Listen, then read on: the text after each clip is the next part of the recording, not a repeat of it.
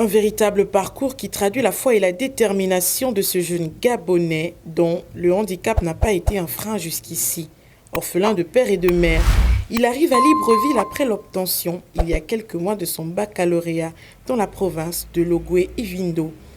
Le jeune homme débute ses études en 2009, année durant laquelle il enchaîne 3 classes simultanément, soit CP1, CP2 et CE1, et obtient brillamment son passage pour le CE2, un exploit qu'il va rééditer durant tout son cursus primaire jusqu'à l'obtention de son CEP en 2012.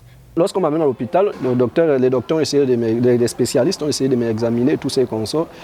Bon, ils ont demandé à la famille de peut-être me faire sortir du pays, mais par souci des moyens, c'était très compliqué.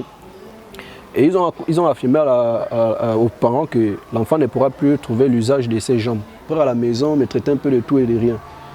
Oui, que tu n'apprends pas, tu es bête et tout ça. Bon, enfin, je suis lire sans jamais mettre pied dans un établissement ou encore être assis sur une table de banc ou encore avoir un moniteur. Lui, étant curieux, qu'est-ce qu'il fait? Il reprend le même livre. Il me demande des livres. Je pense que la phrase c'était Abila, tape Toto, un truc comme ça. Il me demande de lire.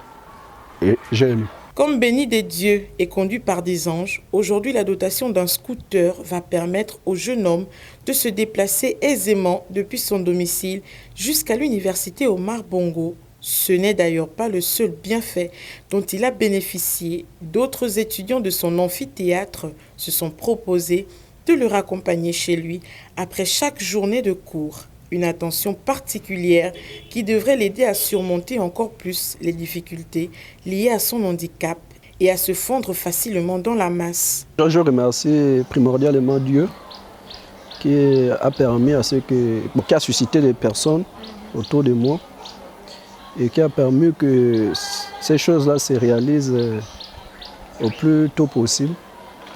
Ensuite, je remercie la première dame, son excellence dame Zita Oligingema, pour ce magnifique cadeau. Et vraiment qu'elle sache que je ne suis pas le seul peut-être dans le besoin. Il y en a plusieurs, surtout dans les provinces, qui en ont vraiment besoin aussi autant que moi. Qu'elle pense aussi à ces derniers-là aussi. Et je remercie énormément Madame Béatrice qui travaille à Jean Nebory, qui par son canal, la première dame a pu me contacter.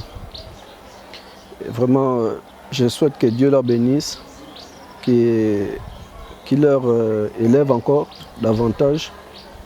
Inscrit au département de droit, le jeune Massala dit avoir été inspiré par une personnalité de sa localité, mais aussi par son envie incessante d'aider les victimes d'injustice et les nécessiteux, malgré qu'il n'a lui-même pas toujours vécu une vie paisible. Je suis satisfait des cours, moi je suis très satisfait. Les profs sont des profs vraiment de très bonne qualité. J'apprécie leur manière de faire. C'est comme je disais, la seule chose peut-être c'est parce que les profs vont un peu plus vite dans leur manière la manière de dicter surtout les cours, parce qu'il faut d'abord s'habituer aussi à ça. C'est vrai qu'au lycée c'était aussi souvent comme ça, mais c'était pas vraiment rapide, voilà. Donc il y a trop d'espace dans les cahiers, parfois vous sautez. Donc la seule chose que je souhaite c'est peut-être d'être à disposition des fascicules au plus tôt possible. C'est vrai qu'il y avait déjà la vente des fascicules tout récemment là à l'UOB, mais après notre prof de l'introduction au droit nous a dit non. Je ne vous autorise pas d'acheter ces fascicules-là parce que ce sont des fascicules des années antérieures. Je l'aide à sortir le scooter de temps en temps. Parfois, lorsqu'il y a des courses à faire, il a l'habitude de me contacter en fait. Donc on fait des courses ensemble. J'ai l'habitude de l'emmener même jusqu'à l'école, quoi. Je suis heureux. Ça me fait plaisir que les autorités ont quand même pensé à lui. Ils ont passé à l'offrir un scooter et je leur remercie vraiment pour l'initiative en fait. Aujourd'hui, ce moyen de déplacement est sans doute la confirmation que les prières de Junior Massala, comme il le dit si bien, sont entendues par le Tout-Puissant qui a toujours volé à son secours jusqu'ici.